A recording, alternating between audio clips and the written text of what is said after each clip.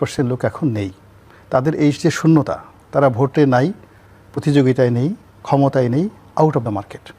পরে এই পুরো যে 50% জায়গা, এই জায়গাটা দখল করছে, এই শূন্যতার যে জায়গাটা পূর্ণ করছে, ম্যানেজ করছে, সব কিছু হলো বিএনপি, জামাত এবং তাদের এনসিপি যারা অন্যান্য দলগুলো আছে।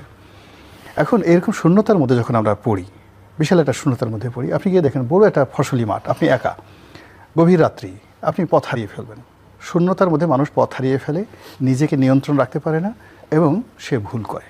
কাজে এই যে এখন যে একটা বিরাট শূন্যতা চলছে, সেই শূন্যতার মধ্যে সবাই তার যে ওজন, এই ওজন হারিয়ে ফেলেছে, সবাই তাদের পরিচয় হারিয়ে ফেলেছে এবং সবাই তাদের যে নবস, সেই নবসটা সে নিয়ন্ত্রণে রাখতে পারছে না। সে মনে করছে যে আমি এখনই পাবো, ওই জায়গাটা তো খালি আছে, ওটা আমার।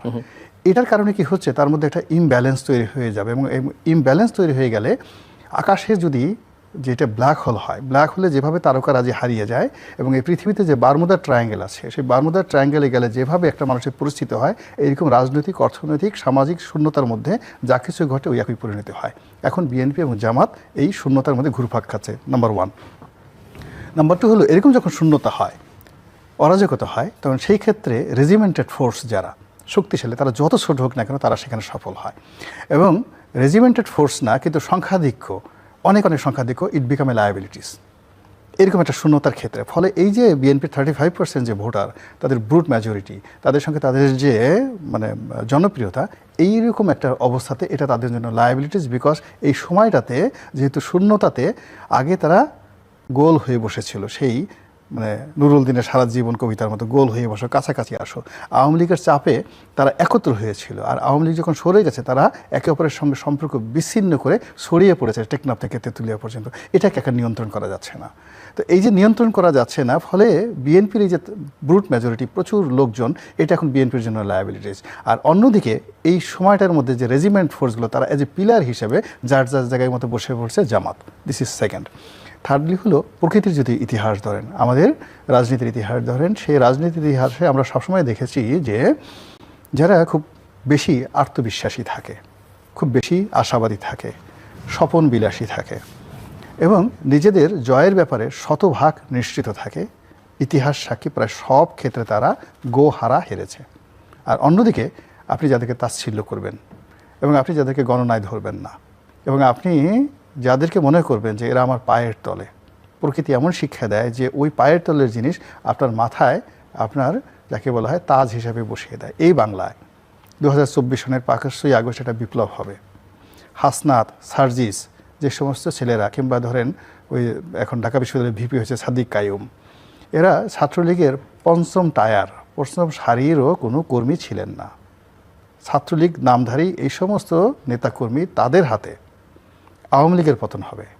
শেখ হাসিনাকে এদের দাপটে পালিয়ে যেতে হবে এবং গত 17টি মাস এদের কাছে মির্জা আব্বাস, সালাউদ্দিন সাহেব থেকে বড় বড় যারা নেতা আছেন, এদের দাপটে, এদের ভয়ে, এদের কাছে নতজানু হয়ে 17টি মাস মানে মাথা নোয়াতে নোয়াতে, শেখ হাসিনার কাছে যতটা মাথা না নোয়েছেন, তার চেয়ে বেশি এদেরকে তোয়াজ তদবির করে চলতে হয়েছে গত 17 মাসে। এইরকম অবস্থাকে আমরা কখনো কল্পনা করেছি? তো সেই দিক থেকে যারা বিএনপির লোকজন মনে করেন এই জামাতকে বাংলাদেশে আমরা প্রতিষ্ঠিত করেছি, এই জামাত আমরা না হলে রাজনীতি করতে পারতো না, আমরা তাকে মন্ত্রী বানিয়েছি, এমপি বানিয়েছি, এই জিনিসগুলো জামাত কগনিজেন্সি নিয়েছে। নিয়ে তারা যে তলে তলে যে কাজগুলো করছে, আপনি দেখেন একদিকে জান্নাতের টিকিট, একদিকে জান্নাতের প্রলোভন, অন্যদিকে তাদের সাংগঠনিক ক্ষমতা, অন্যদিকে 15 লক্ষ ভোটকে তারা টার্গেট করেছে। সেই 15 লক্ষ ভোটকে তারা রিসাফেল করেছে।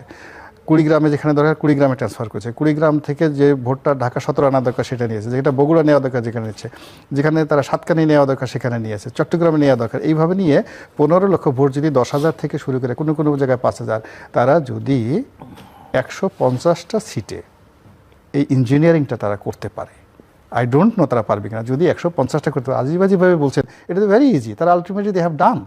তারা এখন যে কাজটা করে ফেলেছে, তারা যেমন এখন আপনিই তো বললেন যে ব্যালট পেপার পাঠাই দিচ্ছে, সন্তান তো জন্ম হয়ে গেছে, এখন এটা বৈধ অবৈধ বলার কি সময় আছে কিনা, এখন থেকে বাঁচিয়ে রাখতে হবে।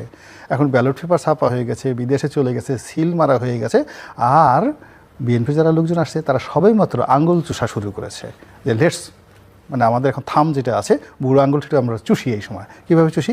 আমরা কি একটু নির্বাচন কমিশনের অভিযোগ দিয়েছি, ছাত্র দলের কয়েকটা পোলাপান পাঠিয়ে ওখানে একটু হই হুল্লোড় করি, তারা করতেছে, আর অন্যদিকে তারা সিল মারতেছে সুন্দর করে সব কিছু। এখন তারা এই নির্বাচনের যদি আপনি 10টা অপশন ধরেন, দ্য ইঞ্জিনিয়ারিং, তারপরে নির্বাচনে ভোট কেন্দ্রে উপস্থিত হবে, ভোটাররা ভোট দেবে, ফলাফল ম্যানিপুলেশন করবে, এবং এখানে একটা সাজানো নির্বাচন হবে।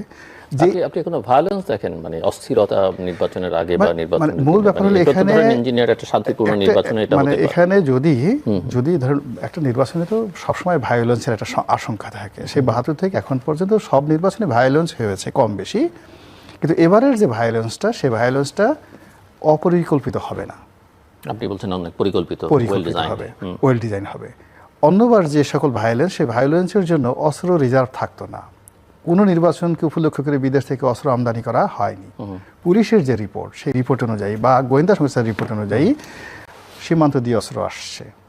পুলিশের যিনি অধিকর্তা, উপদেষ্টা, তিনি বলতেছেন যে আমরা অস্ত্রগুলো পাচ্ছি না, বিকজ হাজার হাজার অস্ত্র খাল বিলে ফেলে দেওয়া হয়েছে। তা আপনি পাচ্ছেন না, খাল বিলে ফেলে দিয়েছে, কিন্তু যারা ফেলে দিয়েছে তারা তো জানে অস্ত্র কোথায় আছে। তো এই যে থ্রেডগুলো আছে, আপনি এগুলো তো বাদ দিতে পারেন না। ফলে এবারের যেখানে তারা তো সন্ত্রাস ঢাকা শহরে করবে না। সন্ত্রাস যদি কেউ করতে চায় প্ল্যান অনুযায়ী, বেশি না, ওই যে উনি যেটা বললেন, মানে 100টা সারা বাংলাদেশে যদি একটা নির্বাচনী এলাকাতে 500 ভোট কেন্দ্র থাকে, 500 ভোট কেন্দ্রে যদি আপনি 5টা করে বুথ থাকে, তাহলে 2500 বুথ আছে, মানে 500 আর না 10টা করে বুথ থাকে ধরুন অ্যাভারেজে, তা 5,000 আপনার বুথ থাকবে। আচ্ছা, প্রত্যেকটা বুথের মধ্যে একটা করে আলাদা সেন্টার থাকবে, আলাদা গন্ডগোল হওয়ার সুযোগ থাকবে প্রত্যেকটা বুথে। এবং একটা বুথের মধ্যে যদি দুটো এজেন্ট মারামারি করে, ওখানে যে মানে পোলিং অফিসার থাকবে তার সাথে সে মারামারি করলো, ওই কেন্দ্রে ভোট বন্ধ হয়ে যাবে। আপনি কয়টাকে করবেন? তো তারা যদি এইভাবে একটা নির্বাচনী কেন্দ্রে যদি 5,000 এইভাবে বুথ থাকে, তাহলে 300 নির্বাচনী এলাকায় কত হাজার বুথ আছে? সেই বুথগুলোর মধ্যে তারা সব দরকার নাই, তারা 2000 টার্গেট করলো যে আমরা এই 2000 বুথে এই জায়গাতে যেখানে আমাদের শক্তি আছে, সামর্থ্য আছে, গন্ডগোল করে আমরা এখানে সেফ এক্সিট নিতে পারবো। এই গেল বুথের মধ্যে। এরপরে আপনি আসেন সেন্টারে। সেন্টারের বাইরে ওই যে ভোট কেন্দ্রের জন্য জামাতের একটা অফিস থাকবে, বিএনপির একটা অফিস থাকবে, এনসিপির একটা অফিস থাকবে, প্রত্যেক থাকবে। ওখানে ধরেন তারা টার্গেট করলো যে আমরা সারা বাংলাদেশে ধরেন 500 সেন্টার আছে, 500 সেন্টারের মধ্যে 3-5-1500, মানে 15,000 সেন্টার আছে। তো 15,000 সেন্টারের মধ্যে আমি বেশি না 100 সেন্টারে গন্ডগোল করবো, জাস্ট 100 সেন্টারে গন্ডগোল করবো। প্ল্যান অনুযায়ী আপনি কী করবেন? What can you do? এরপরে 100 সেন্টারের সাথে গন্ডগোল করে আমি টোটাল জিনিসগুলো নিয়ন্ত্রণের বাইরে নিয়ে যাব মাত্র 20 থেকে 25টা সেন্টারে। 20-25টা সেন্টারে আমি কাজগুলো করব। দেখুন এই যে কাজগুলো আপনি এটা ধরে নেন যে এইগুলো হতে পারে, ধরেন একেবারে হলো না, হতে পারে, তো এটা যখন হবে এটার জন্য আপনার প্রস্তুতি কী? এই প্রস্তুতিটা তো আমি সরকারের পক্ষ থেকে কাউকে দেখছি না।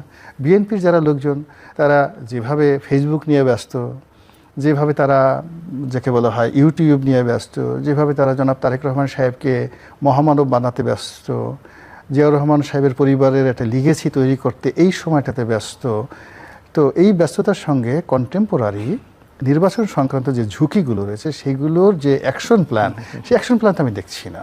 হঠাৎ করে যেখানে ধরেন গত 17 মাসে মানে যমুনাতে জামাতের প্রভাব, রাস্তাঘাটে পথে ঘাটে ব্যবসা বাণিজ্যে সব জায়গাতে জামাতের লোকজন, রাষ্ট্রদূত থেকে শুরু করে সবাই জামাতের আমিরের দরবারিকে হাজির দিয়ে যাচ্ছে। অল অন এ সাডেন সমস্ত স্রোতগুলো সব যে তারেক রহমান কেন্দ্রিক হচ্ছে, আপনার কাছে মনে হচ্ছে এগুলো সব স্বাভাবিক? আমার কাছে স্বাভাবিক মনে হচ্ছে না। এমনও তো হতে পারে যে স্রোতটা ডাইভার্ট করে ওদিকে দেওয়া হয়েছে, you busy with that thing, তুমি তোমার এই কাজে ব্যস্ত থাকো, আমরা অন্য কাজে ব্যস্ত থাকি।